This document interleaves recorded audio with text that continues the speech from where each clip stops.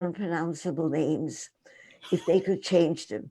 And Eric said, Hedy, you are now Hedy Page. Oh, I circumcised it. I see. Well, that's a cut above. That's for sure. Had that one cocked and loaded. Oh, good. It's got another wrinkle to it. And then we also have Lisa Volpe here, who was on my show a couple of weeks ago talking with Dr. Ann.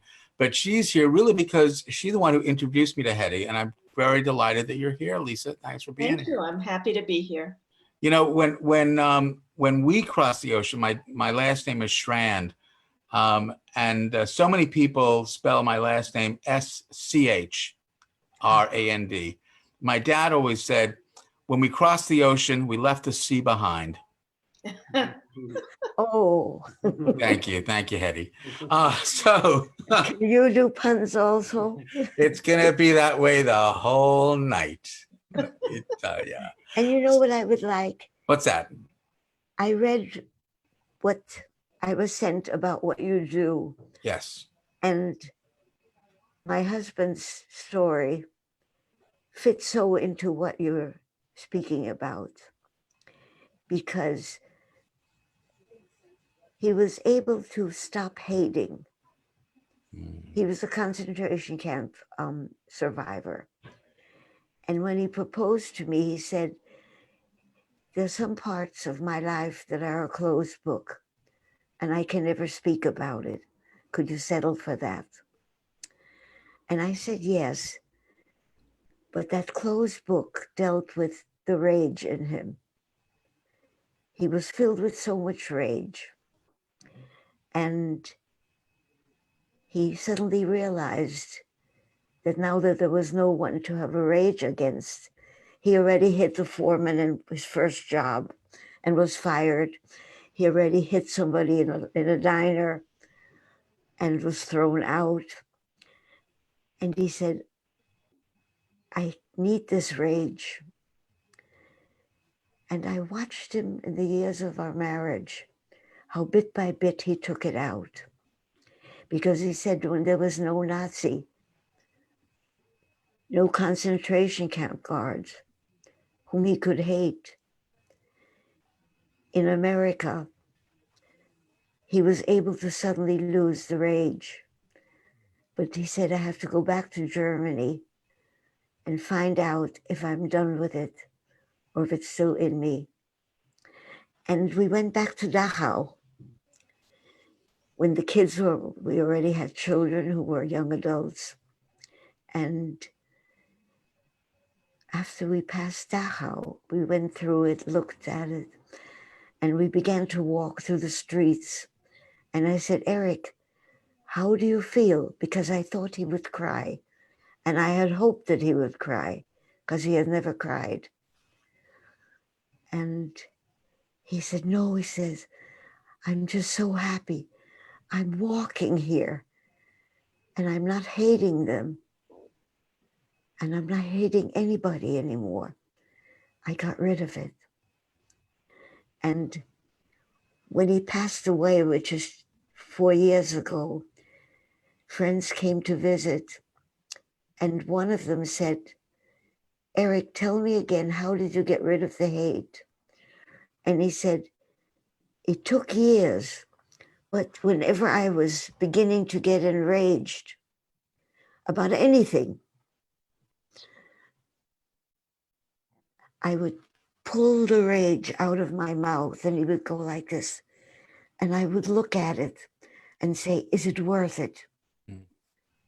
And then I would throw it away. And there came a day when there was no rage to pull out. And I found myself underneath. I was there.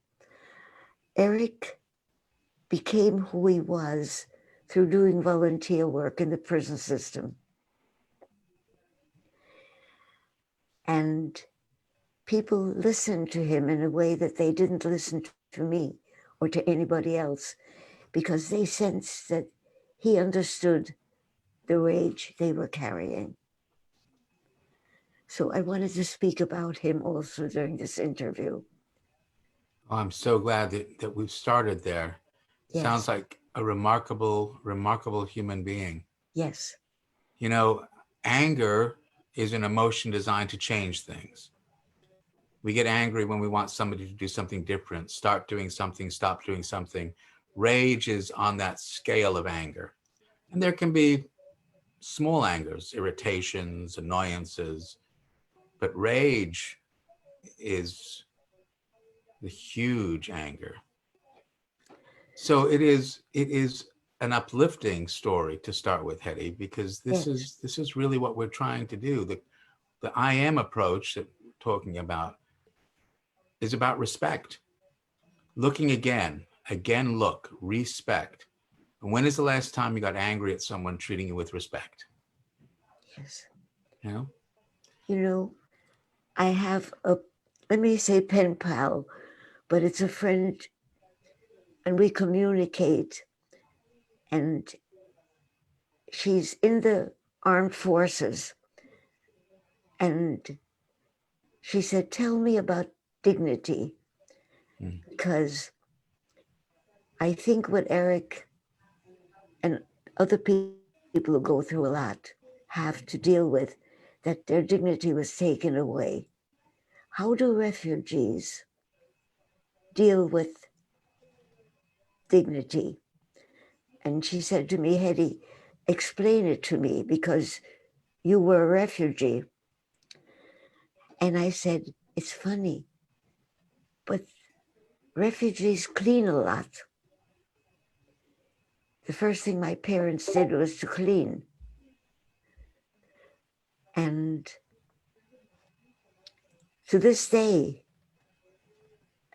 I need empty desktops and things like that. And yet, when I paint, I put in so many people. And then I have such joy when I'm at the end of the painting in making each one be visible and not being lost. So I think whatever we do in our life, it traces back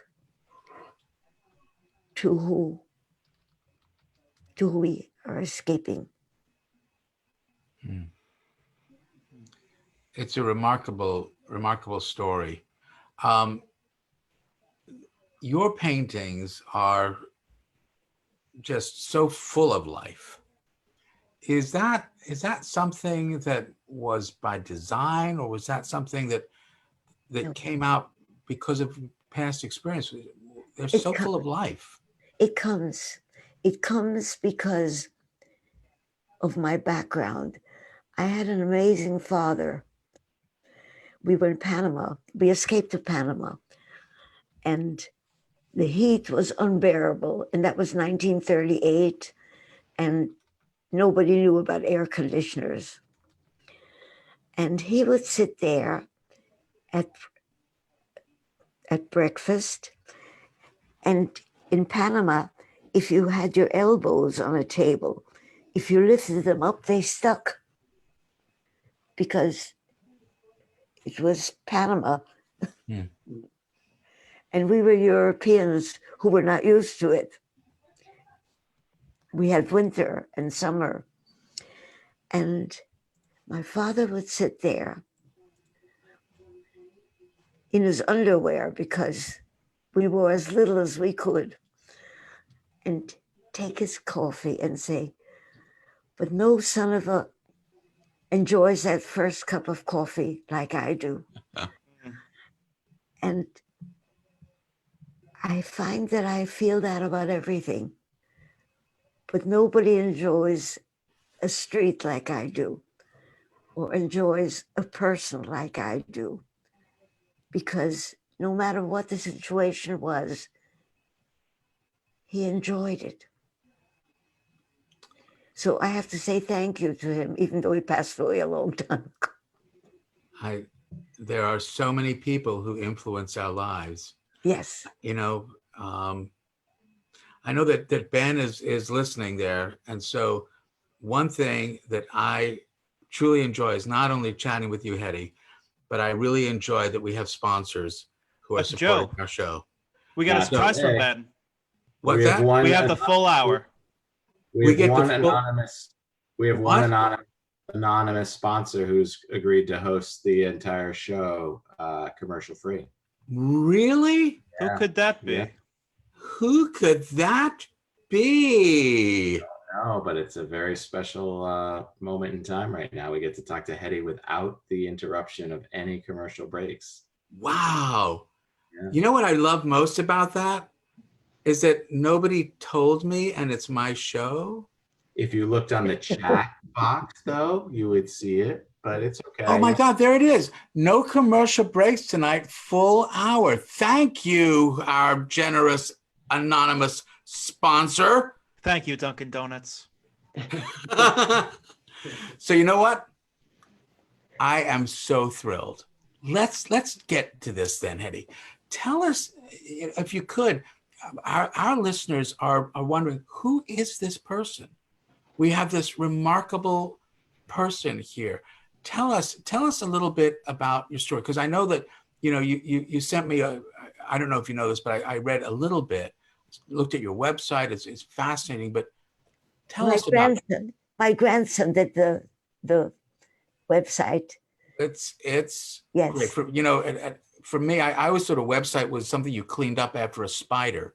But so let's hear about Hedy. Take us back. Okay. In Panama. Wait. Go back further. How did you get to further? Panama? Okay. Vienna was wonderful. It was wonderful. My father had run away from home when he was very young. He was born in Poland to a very poverty-stricken family. And what happened, I guess so much of my life goes back to that, even though I was never in Poland. And it was a very religious family. And when he played, his father would say, "How can you play when Jews are dying?" And they had a little store, and my father's job was to go at the end of every month to go to all the neighbors and borrow money that they could pay the rent. And then they would pay it back until that they could borrow again the next week, or the next month, whatever it was. But for that little store, my grandfather sent my father once to a traveling salesman to buy things for that little store.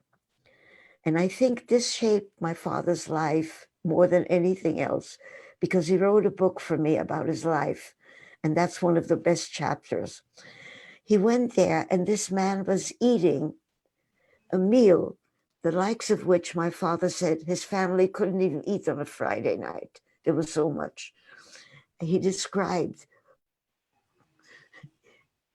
chicken soup with fat rings of golden yellow fat floating in it. I'll never forget his words. And enough chicken for a whole family. And it was at that moment that he knew he would run away from home and go to Vienna and become a traveling salesman so that he could eat like this for the rest of his life. And he did that. And when he collected the rent once, he looked at it and he said, "This can never happen again. If I don't do it now, I'll never be able to go to Vienna." And he bought a ticket for Vienna and a hat so that his payas could be hidden, a green hat so that he would look like an Austrian, and 2 oranges, I believe, and a chocolate bar. And he went to an uncle in Vienna and said, "I'm going to work free of charge. And every penny that I should be earning, you need to send to my father, because this was the rent money that I was supposed to pick up." By the way, years later in Panama, when he became an accountant in a country club, And he felt that they didn't pay him correctly for a vacation. So he went to the safe and he took out the money and he left a note saying, "You owed me this. I took this much. It should have been the money that you gave, that you owed me." They did arrest him, but they let him go again. But in other words, I grew up with that mentality. You can do anything if you can only not do damage. Mm. And I'm not able to speak about me without bringing up my upbringing. Of course, of course. Okay. So you were in Vienna then? That's where you were born? Yeah, yeah. But we got a visa from an uncle in Panama in 1938, and we went to Panama. But wait, but before we get you over to Panama, so let me just understand this, because 1938, this was World War II. Nazi Germany was on the move. They were rising up. What was that like for your family for those times that you were there still in Vienna? We went into hiding in our apartment building. And, I speak in schools sometimes, and I always tell this part. My brother and I used to walk to school in Vienna every morning. And in a building, these are apartment buildings, and in an apartment building on the side, there were some young women who always waved at us. They even came down once with chocolate for us. And the stormtroopers, a group of stormtroopers, began to walk through the streets one morning. And I don't remember seeing them, but those girls did. And one of them had a boyfriend who was with the Nazi uniform, and he was there. And she said, "I want you to go into that building across the street and look for which apartment has a door smashed in, and find out the name of that person and find out what he looks like and go get him." And he said, "I can't do that." She said, "Go." And he went and he found the broken door in my parents' apartment and said to my mother, I am the boyfriend from the girls who always wave at your children. What does your husband look like and what's his name?" And she said, "His name is Jacob Kellman, and he's short and has red hair." They walk through the streets. For every group were Jews. It was only men who were gathered at that time. And he would go up to them and say, "Who is Jacob Kellman?" And they kept walking and looking into groups until one had my father in it. And he yelled, "Come with me." And they walked my father. Either he or there were two. I don't remember that part of the story. They walked him until it became dark. And then they had a friend, and they took him to that friend's room. And the next morning, my father came home. And I'm alive because all people of a different group do not have to be evil, because these people risked their lives. Yes. So I'm glad you asked me about that.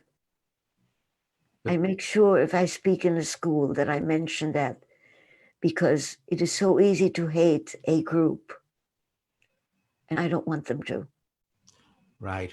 And really, this is part of what we talk about all the time here on the Dr. Joe Show. And now with coronavirus, it's not the same as having one group of people who are persecuting another. And I really am very honored, Hedy, that you're sharing these stories with us to talk about what it is like to be a survivor. But now what we're finding, I think, with Corona is I think it's the great equalizer, because it's not discriminating. It's not one group against another. It is basically saying that we are one group. It's called humanity. And we must come together now in a way that we never even imagined before. And so your story is powerful. So there you are, somebody from that other group, from the Nazis, The dangerous group. has basically come to save your family. Yes. Saying, and the imagery is clear. Yes. You can't lump people together. You can't say this entire group is bad. There are always people who are truly human, who recognize the need. But if people do not let them know about it, as you do, if there is no voice in the wilderness, then the wilderness remains. Mm. And what you're doing is opening up a door that people can enter. That's what we're hoping. Everyone is welcome. Yes. But the word of which I've heard about the China virus, it's being ridiculed, and that makes me happy. Mm. Though, it's funny.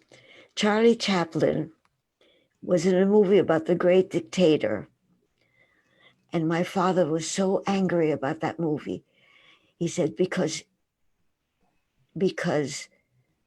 you must never make fun of something evil, because it makes it last.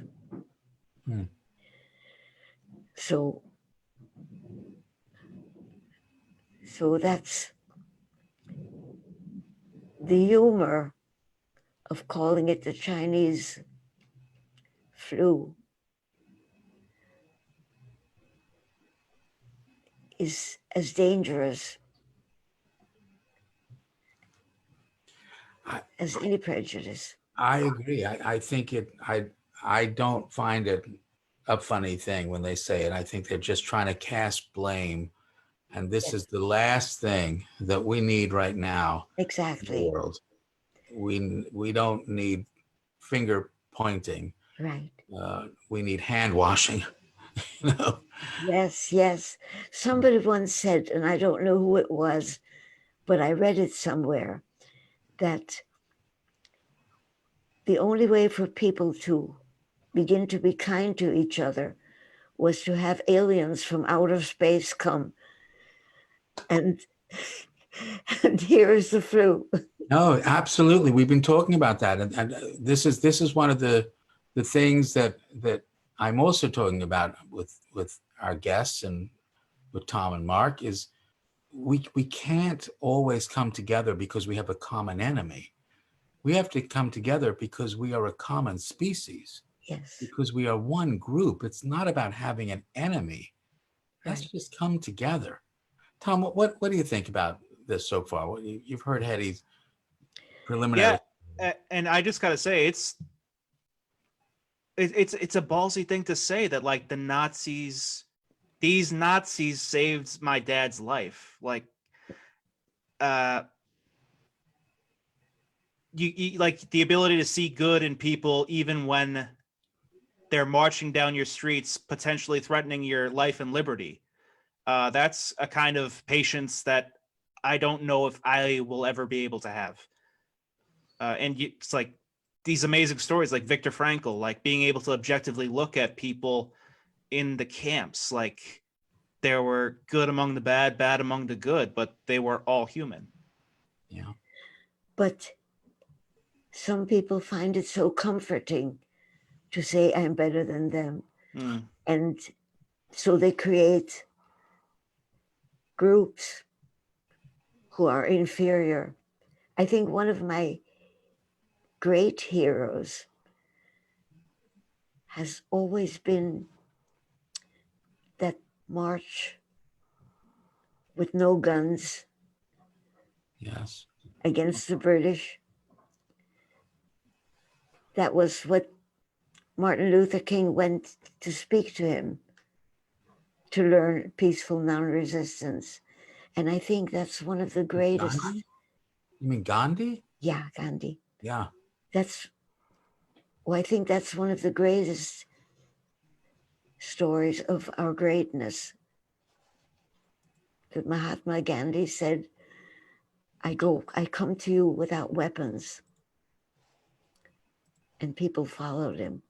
Yep. So that's human also. Oh, absolutely. Mark, what do you think? Well, Hedy, I'm wondering, after your father was saved, how long were you in the apartment in Austria? In August, we got out. And I don't know when the Hitler movement, when Hitler came in, I believe it was March. So it was about that long. About 6 months. Yes. You know, You were I want to tell you something. When we got the tickets for the ship, my father said, we are going to go and look at the ship. And my mother said, Jack, you're crazy. If we go into the street, they'll kill us. And he said, no, only if we look as if we don't belong. We're going to get dressed the way we would on a regular walk. And we're going to go to the docks and look at the ship. And she said, they'll kill us. And he said, only if we don't look as if we belong. We're going to go. I would like to send you a copy of the photo I have of the four of us. Oh, please. Yes, okay. And you're a genius with computers. It's on a computer. Could you send it? Thank you. To have a son-in-law like that is a miracle. Yeah, don't tell your daughter. There's a I would like behind every great son-in-law is an astonished mother-in-law. So go ahead. Actually, it's more like a son. So Wonderful. the in-laws is not necessary. So there you are. You've been in hiding for 6 months. Yes. You get these visas. Your dad says, we're just going to walk as if Yes. nothing's going We on. belong. As if we belong. As if we belong. Yeah.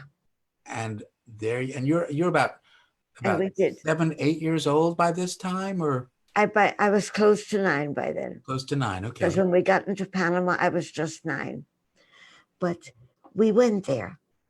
And it was the United Fruit Company ship. And we stood and looked at it. And somebody, a young, definite Aryan, said to us, why are you looking at that ship? And my father said, just looking at it, or something like that. And he started a conversation with this guy. And my mother was pushing him. And finally that man went away. And my mother said, why did you keep him talking? He could have thrown us into the water and that would have been it. And he said, no. If I wouldn't have spoken as if I belonged, then we would have been in danger. Yeah. Because if it were normal life, there's no reason why I wouldn't have spoken to him. We came to America, and all my dreams vanished because in Panama, okay, let me come to Panama first. Okay. My first best friend was Chinese. At that time, Chinese people were not allowed into the United States. If they had a paper saying that they were going to work in a very dangerous job that blasted into tunnels and so on for railroads, then they could come in, but otherwise Chinese were not allowed. And my other friends were every color. There was prejudice there too. The people who were very, very darkly black, probably recently from Africa, they were looked down upon.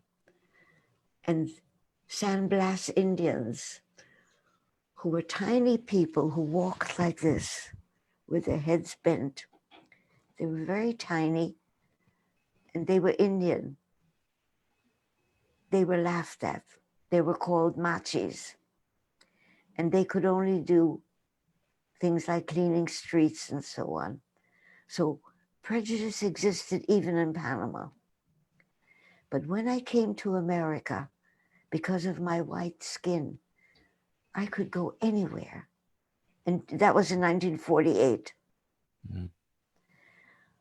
And it was a terrible feeling, because if you've been an underdog and suddenly you're told you have to create other underdogs, you're free. I decided I can't live in America. And I decided I would go to Israel and live in a kibbutz. A kibbutz is a communal settlement in the desert. And if that was like 1948 or 49 or so, Israel had just been created. I was listening to the radio at the UN, to the radio of the UN program of when America cast the vote that Israel could exist. Right. 1948. Yeah, I remember crying because we went to a camp upstate where they were training us how to clean toilets and work on the ground. And the whole theory there was work is honor. Who you are is the quality of your work that tells us. We were not even allowed to say please or thank you because it was taken for granted. If something had to be done, I don't have to ask you. You would do it immediately. And the person who did the most amazing work in that group, her name was Hadassah, and she was the daughter of an American rabbi who said women are equal to men. And she insisted on working on the land and everything. So she was the first suffragist that I really knew. And her husband was named Avram, and he was a farmer, and she was an intellectual. And don't ask me how they had the wonderful marriage they did, but they did. Mm. And there I met Eric, and Eric had come straight from concentration camp to New York City. And he was good with his hands, but he couldn't speak English or Spanish. So he got a job in a factory immediately, but he couldn't speak the language. And a friend, a young black man, became his close friend. And it taught him what to do. And one day Eric said to him, you know, you've got a girlfriend. I'll get me a girl and we're going to go out together. And the way Eric tells that story, his friend stood up like this and said, look at me, Eric. I am black. You can go into places where I'm not allowed to go. And this was in America that was happening. New York. Not Israel. This was in America. No. And Eric said at that moment he realized he couldn't stay here. Mm. He couldn't live in a country where he would have to say, I'm better than you. So he ended up in that same communal camp. And that's how I met him. In Israel? No, upstate New York. Upstate New York? Liberty. right by Liberty. Huh. And Eric was very strong in making no difference in who people were. My kids, when the hippie period came, they felt like hippies. And we would drive, Eric was a bus driver part-time, going up to the mountains with short line. And Joni, my daughter, was 16, and she wanted to go to Woodstock. And we had no idea what Woodstock was. So Eric was driving us, and suddenly one of our kids said, "Look, those are our people." And there were kids with hats and looking like hippies. And I'll never forget what Eric said. He says, "There is no such thing as our people. Don't ever use those words again. What do you think he meant by that? Everybody is our people. Yeah, Don't segregate." right. One sec, Hedy. So I just want to bring Lisa into this. So Lisa, you've known Hedy, and you wanted me to meet Hedy, and I think I understand why now. But do you want to just say what Hedy has meant in your life, and why you wanted her to come on the Dr. Joe show? I'm very grateful that you did. Well, first of all, Lisa is a dear friend. Yeah. And she talked about you. And when she explained you, I said, yes, I'd love it. And that's exactly it, Hedy. Every time we have a conversation, it is always about how you respect people and how we all treat people. Our conversations, Joe, are always about what's going on in the world. And we met actually after President Trump was elected, and there were a lot of people in our neighborhood, in our group of friends, who were sort of anguished and needed to talk to other people. And we formed a group sort of loosely called the Subversives. And we got together every 2 weeks, either at my house or our friend Anita's house. And Anita and Hedy have known each other for many, many, many years. And we all talked about the things that concerned us. And we tried to figure out ways to contribute to society that were positive in what we felt was a very negative atmosphere. And that was how I met Hedy. And we just hit it off. But our conversations, we meet maybe about once a month at our friend Anita and Steve's house, and we have pizza. And often I make ice cream, so we have something good for dessert. And we just sit and talk about what's going on in the world and how we would rather perceive it, and how our sense of respect for people in the world is really what carries us through.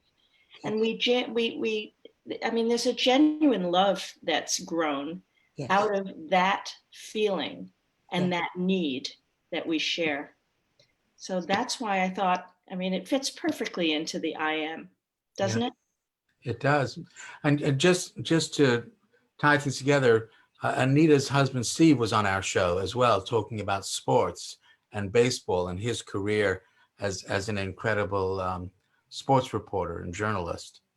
So this is the part about the I am that I think a lot of people have difficulty with, but I believe it. Everybody has an I am. The idea is everyone is doing the best they can at every moment in time, with the potential to change in the very next second. And we can't judge people for whether they're good or bad. That's their I am. What I'm saying is, let's look again at why we do what we do based on the influence of 4 domains: of your home domain, the social domain, which is everything other than your home, the biological domain of your brain and body. Are you hungry? Are you tired? Are you digesting lunch? And the I see domain. How do I see myself? How do I think other people see me? Human beings are very interested in what other people think or feel. We call that empathy. But what we really want to know is, what are you thinking about me? And the stories that you have told us, especially, you know, about your dad and his awareness that people were seeing him a certain way, but he adapted to that so that he could get his family on that boat to safety. But instead of us judging other people as evil or broken or less than, the I am is saying, let's look again at why people do what they do based on the influence of the domains. Why was Nazi Germany the way it was, and because of its home and social domain? And why was America in the 1940s saying Chinese can't come here? I mean, we don't have to like it, but I want to understand it. I want to look again at why people do what they do based on the influence of the domains. And that's where these words, look again, look, again, to repeat something, look like a spectator. Let's respect why people do what they do, which is different than liking it. And I think a lot of people have a hard time with this. A lot of people will say about stuff that's happening right now that they don't respect what's going on. And then they get angry. And then the people around them get angry. Because if you don't feel disrespected, you don't feel valued. And if you don't feel valued, you're going to activate a part of your brain that becomes very defensive, angry, sad, depressed, or scared. But when is the last time you got angry at someone treating you with respect?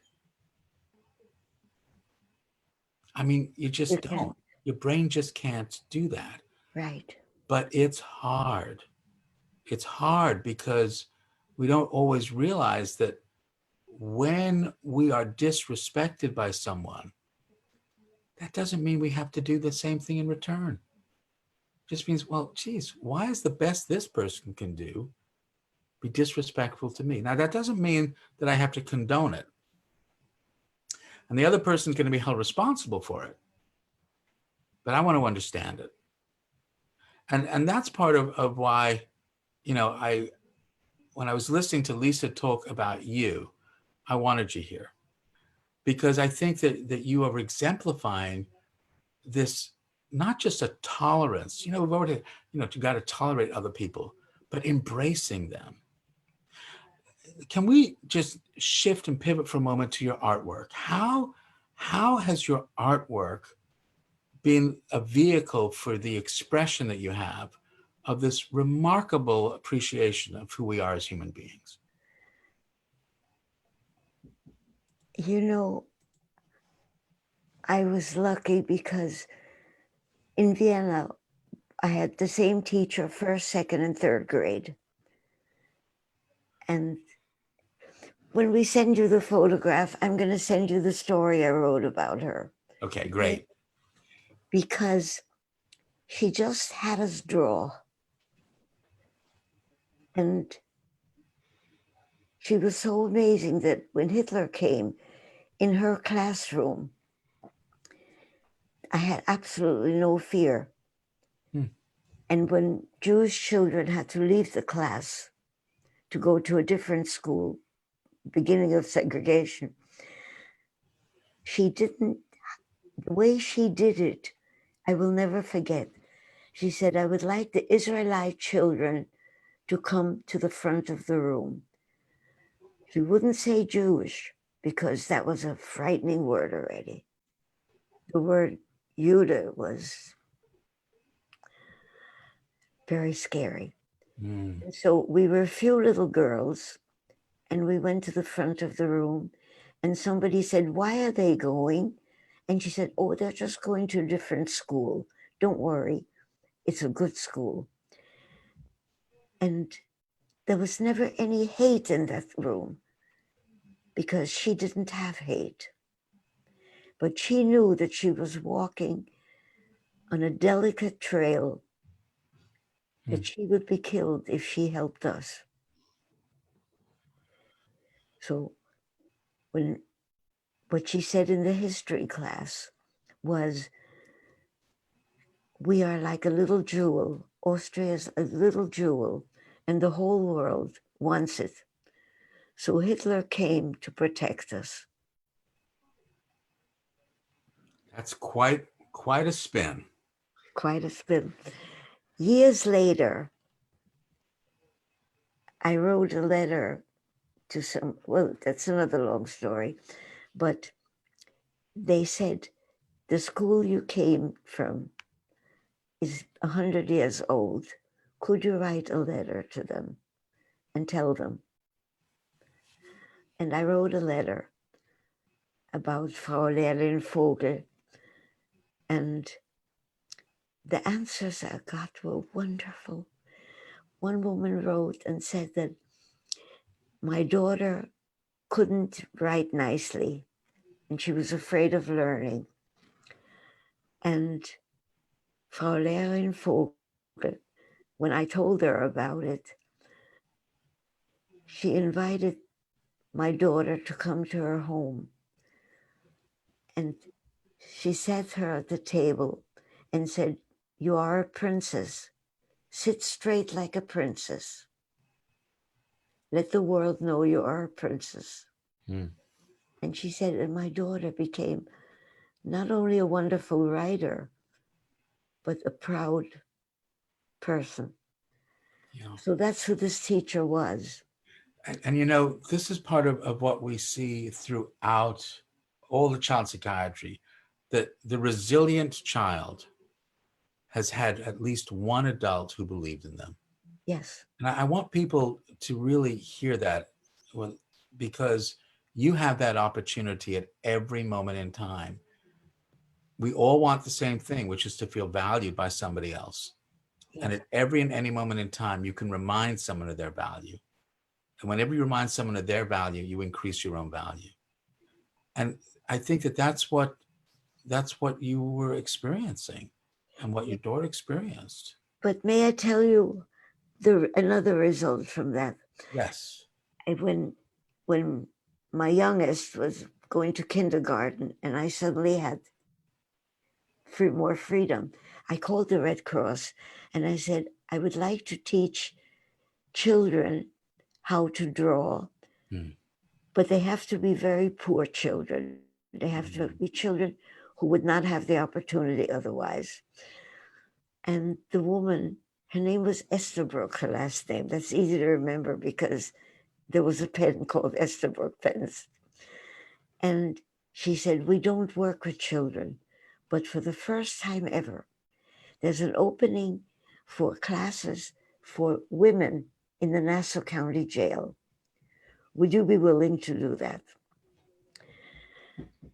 And of course, but I knew that there'd be no money, because if I teach them to draw, when they leave, they couldn't afford materials. The women in that class were all Black. White people did not end up in prison because these were not high-profile crimes. And I brought little twigs that you pick up in the ground that had branches. For example, one little twig sticking out. And I had people go like this. Let's say it's a curve. Take your finger and run it along that shape, and then do that same shape right next to it. And then take another curve, do it with your finger, and then do that same shape next to it.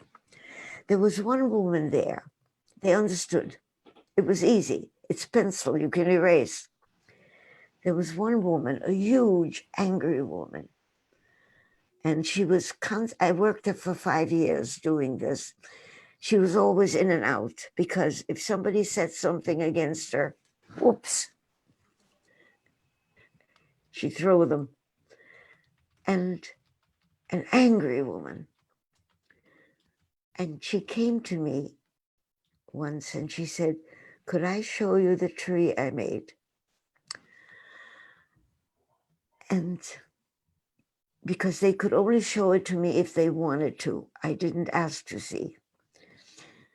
And there was this delicate, incredibly beautiful set of branches, like Orientals do. You know, these Oriental drawings, which are very simple. It was so beautiful. And I looked at her, and what hit me at that moment, so this is who you really are. They gave you the wrong body. Mm. But this is who you are. And so when I paint, I need to know the person. I'll take a photo also, but if I can possibly have them speak to me, because my paintings take a long time. I'll go into an area for perhaps a year and be there 2 or 3 times a week. The first ones only took a few months, but the better I got at doing resemblances. It's great. So Hedy, we only have a couple of minutes left. I ask all my guests this, because with the I am, the 4 domains interconnect. A small change can have a big effect. You don't need to change everything. Small changes have big effects. What small change can you recommend to our listeners that they can make to get through this own isolation and this own hiding that we're all in from coronavirus? The same change that I'm still working on myself. Find out. Greg once said to me when I was speaking against the present way of politics, and I said, I'm going to ask somebody. And he said, but you have to listen. You have to listen to the answer. And Greg, that's the hardest thing I had to do. Let me give that advice, because you find out it's so simple to say, I was wrong. But if you don't train yourself to admit that you were wrong, That's great. then if you, let's say you're with family and you're stuck for the duration of the virus, all the little things that bothered you have become big. Mm. Do what Greg said. Ask them what bothers them most about you and listen. Great. And I thank you. I thank you for this program. Wait. We got one more. The second thing, because everybody's interested in what we think or feel about them, everybody has an I am. You control no one, but you influence everyone. You get to choose the kind of influence you want to be. Hedy Page, what kind of influence are you hoping to be?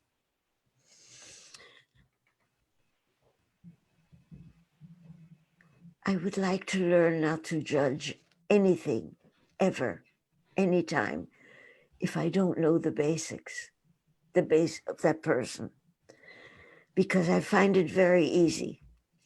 It took me so long to look at people who were not taught what beauty is, because it's always what you wish you looked like, right? And to see beauty in a homeless person. Because what I do mostly with pencil are the homeless. Yeah. It's an I am. Everyone's doing the best they can. WATD listeners, I really appreciate you listening, because small changes have big effects, and a virus could not be smaller. And look at the big effect it's had. Hedy Page, thanks so much for coming in tonight. Lisa, thanks for introducing me. Tom and Mark, we'll be catching you soon. Benepotent, thank you. And the Dr. Joe Show, we will be back next week. Thanks, Hedy. And thanks to your son-in-law for putting it together. May Absolutely. I do one important thing? That painting in back of me? Yep. We made posters of it. And Eric made enough that we could give them for charity. 1, 2, 3, Great. definitely. So you're going to get a tube. with- Wonderful. Thank you. Thank Stay, we're off of WTD. Stay right there because we're still live on Facebook. So Okay. we're Thank you, APD. Pat. How many are you? Should we include the sponsor also? Oh, sure. We'll do that. So Lisa, we'll figure that out. Are we off WATD now? We're Yeah. off. Yep. We're up. So we can keep talking. Do you have a few more minutes to chat with us? Because we're still on Facebook Live. I'm retired. So what I wanted to hear also was when we were talking earlier, you were talking about how you are adapting to coronavirus and the time. Tell us a bit about that. We've got a few more minutes. I'm embarrassed to say that I never had such freedom in my life. Huh. Because I wake up in the morning and I say to myself, what am I going to do now?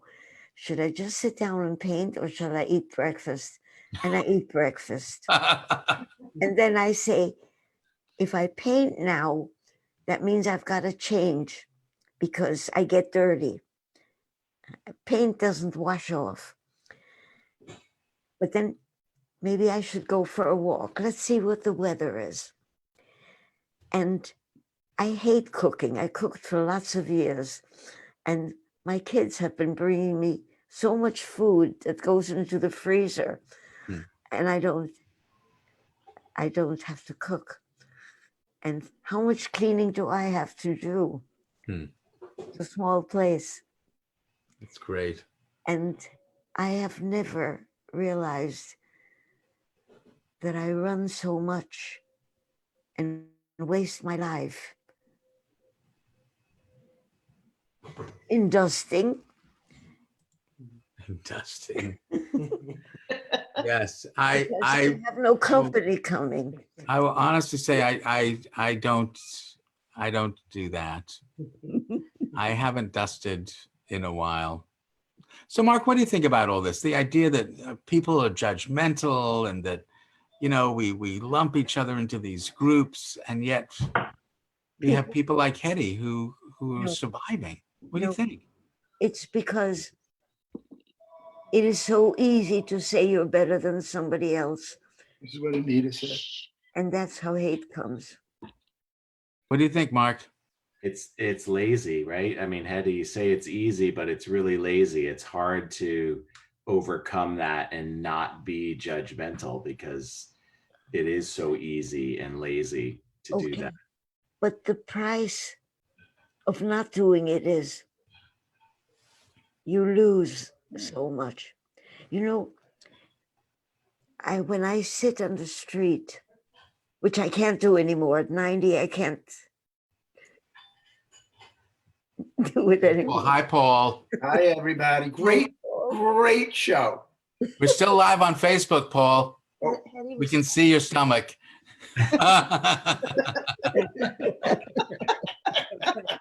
Oh, these machines are so new for me. And We're gonna. That's gonna be a meme one day. It's great. So, at any rate, what you just said, where did I stop? Oh dear. Did I finish answering? well, we're talking about being judgmental and okay, not okay. taking the time to listen. And Because you lose so much. I'll tell you something. I had a commission to do the Garment Center. And there was a woman, there were always homeless people. And there was a homeless woman sitting there. You know that big statue of the man with the sewing machine on yes, 7th Avenue? I know it. Yes. Okay. She sat, anyway, she was always sitting nearby. And I figured, I know she's poor or she wouldn't be sitting on the street. And I found out a way of helping. And I would buy myself a muffin and coffee and get an extra muffin. And then I go to her and I'd say, I bought too much and I can't. And she would say, no. no, look at you, you need it. Because I when I'm there, when I wear dungarees So funny. and a shirt, and I have a knapsack. And that was when I was not 90. That was when I was in my early 80s. In the early 80s. Okay.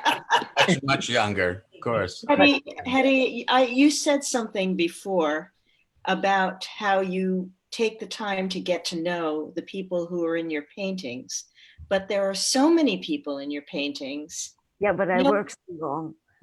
You take a long time to do them. So do you know every person in your painting? Wow. As a matter of fact, okay, one day Eric said, Hedy, we're not going to sell your work anymore because we're not going to. If anybody asks, just say no. But we're going to do limited edition prints.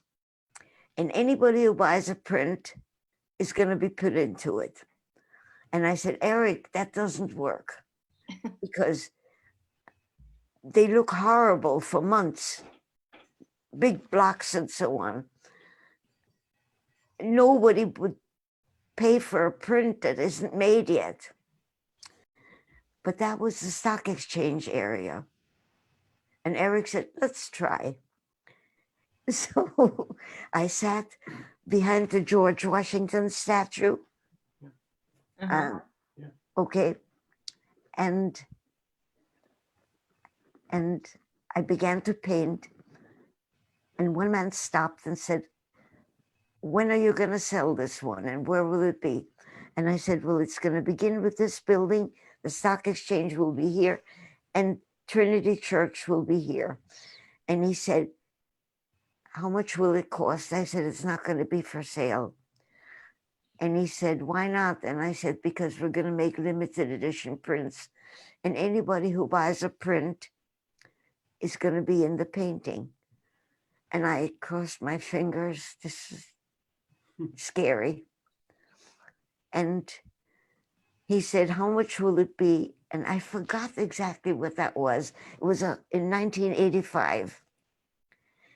And I believe I asked for $50 deposit. And the print will cost either $150 or $200. I don't remember. And he said, I'll take $8. And I looked at him.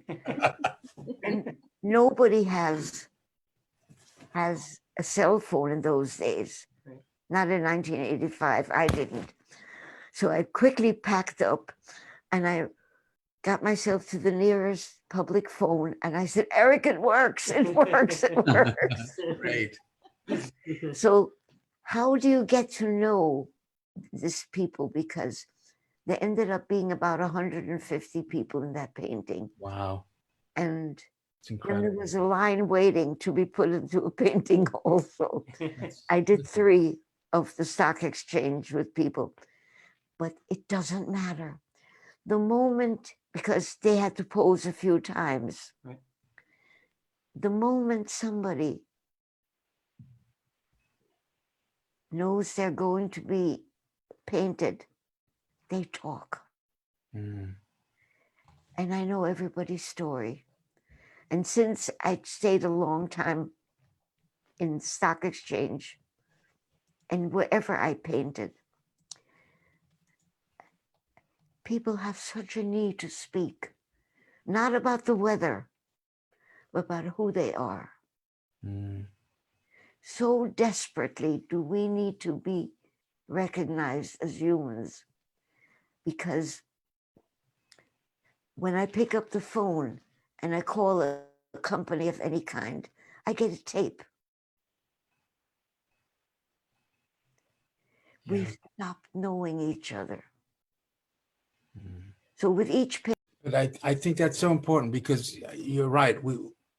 We have stopped knowing each other, and that then creates an environment where we can hurt each other. And this was part, I think, of what has happened in every war. When one group goes against another, what they do is they dehumanize. Yes. And it's an important thing to recognize. because what I think is happening is if they didn't dehumanize that other person, I don't think they'd be able to hurt them. And that's something that says a lot about us as humans. But this Because is the truth. The instinct The basic. the instinct in us is not to hurt. And the only way we can really do it is to look at somebody else as inferior or somehow threatening. You don't feel that way about people unless you create something to feel that way. But that's why a program like yours, which doesn't speak of politics, because politics do divide, but you speak of humanity. Yeah. And it is so desperately needed. Mm-hmm. Thank you. I thank you. You'll make a better world for me. Couldn't do without you. Because that's what it's about. We are all in this together. And that is what we've been talking about with the Dr. Joe show recently. Mark has insisted that we are on more than once a week because he feels that we have a message to get out, and now's the time to really do it. A desperately needed one. Yeah. Because children are allowed to be cruel. And it begins with children. Yes, it does. But you know what's remarkable about children is, I don't know if you've ever gone into, an infant nursery, a newborn nursery in a hospital. What's remarkable is when one baby cries, they all begin to cry. And we think the reason is because they haven't distinguished a separation. They think if someone's crying, I'm crying. And this is who we are as humans.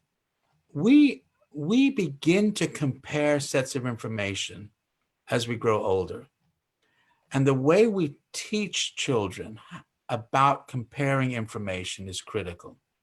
But you look at newborn babies are beginning to try to figure things out, but they don't realize that they are separate from other individuals. That's who we are as humans.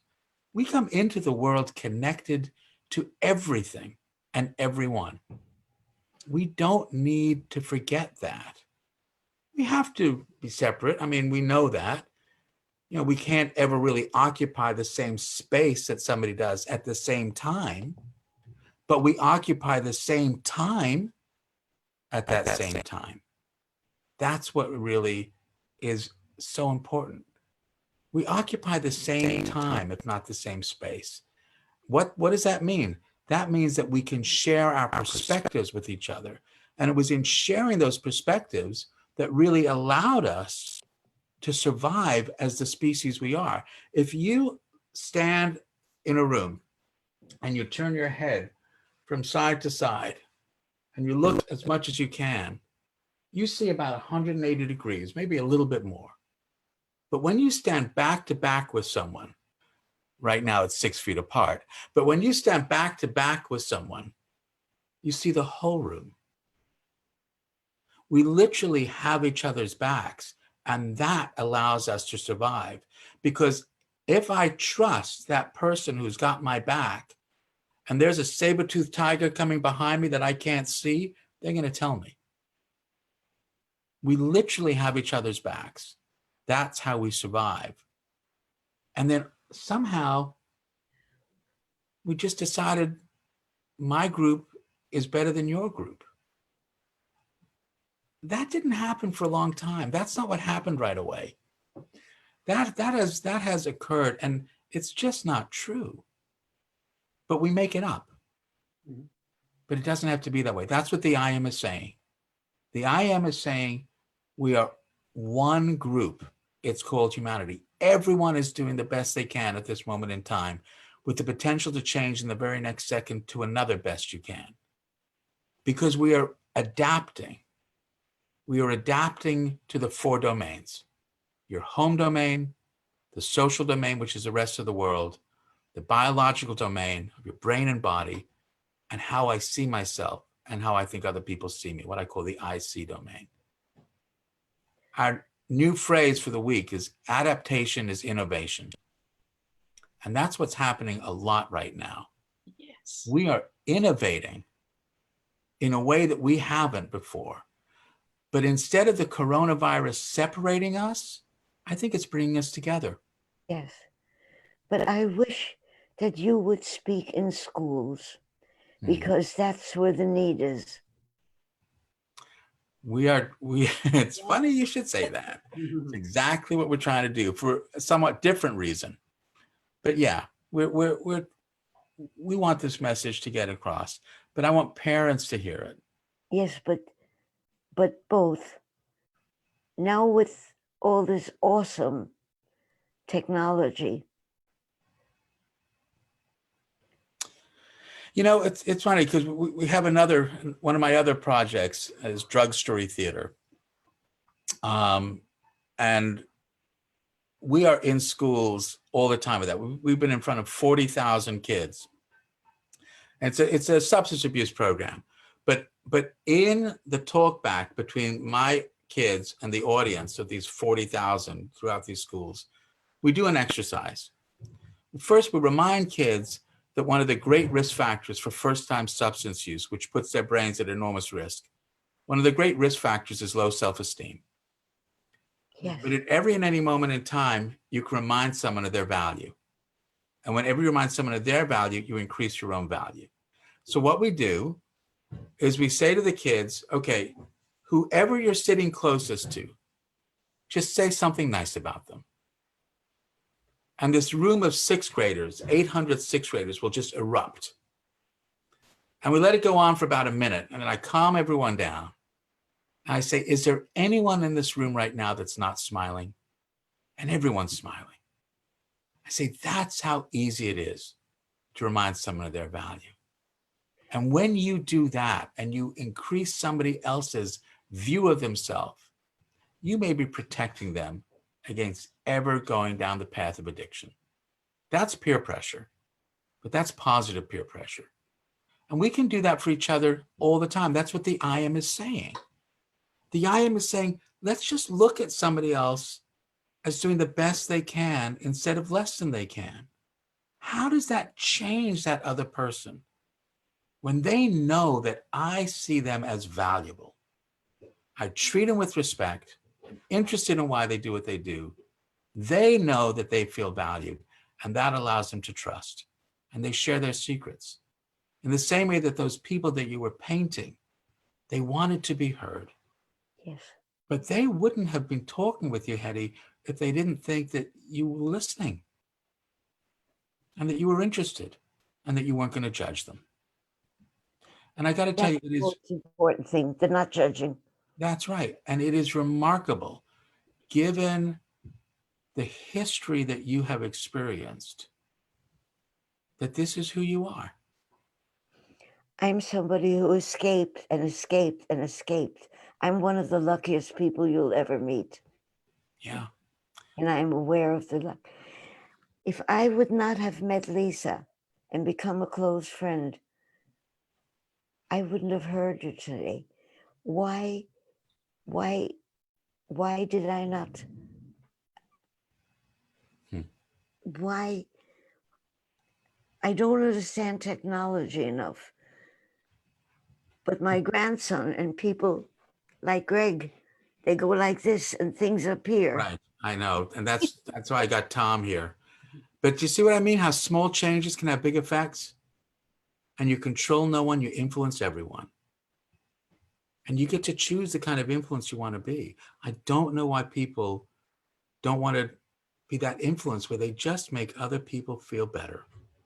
Yeah. Feel better at the same time. We can all do this for each other. And it's going to happen. Once we get enough people doing this, it's going to cascade. I am It will so be more contagious than Corona, but much more helpful. Yeah. You know.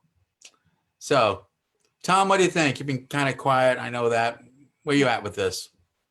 I'm just amazed that it's still reeling over like the first half of the interview where it's like you can let go of hate just like that. Yeah. Mhm. Yeah. And that rage. Do you Let guys that rage realize It's such a wonderful that story. it is possible to look at 4 people, one of them being me, and we're all having a conversation. And what comes next? If you do these things in schools, kids will go home and say, look what I heard. Yes. This man said this and that. Because I'm still carrying Frau Lehrerin Vogel in my brain. And my painting and my teaching is from this woman of 1938. Yeah. Good By the point. way, she died very, very peacefully in a home for Catholic women. She was not arrested because she did things that went against Hitler in just teaching us. And I would like school children to carry you in their brain that many years later Well, and to put us through it. I'm hoping, but I've got people like Tom, who's much younger than me, who's going to be carrying this torch for a long time as well. And that's what Glad to. drug-free theater is as well, because drug-free theater, it's really different. I wish it wasn't, but it's different when this message is coming from other kids. And that's what drug-free theater is. It's peer-to-peer. It's our kids just talking with the other kids, saying, we're not going to tell you what to do, but we're going to tell you what our lives was like. And that's what it is. And we teach them that you can always remind someone of their value. And that's the most incredible gift that we can give. You make me so happy. Thank you, Hedy. Likewise. Thank you. So I want to thank you so much again for coming on. We will do this again. Lisa, thank you for introducing me to this absolutely wonderful human being. It's my pleasure. I knew you would love her. Totally. Appreciate it. I'm not going to sleep tonight.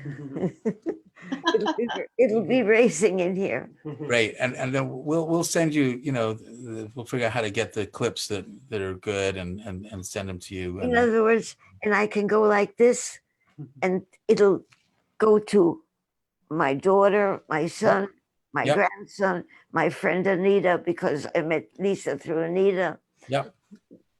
We'll make sure it happens. Putting my finger on a click. That's right. Yes. It's amazing. We'll make sure it happens, Hedy. We'll make sure it happens. All right. We'll see you guys later on. Great. Thanks, Nice to Hedy. meet you, Tom. Thank you. Bye. Good night, everyone. Good night.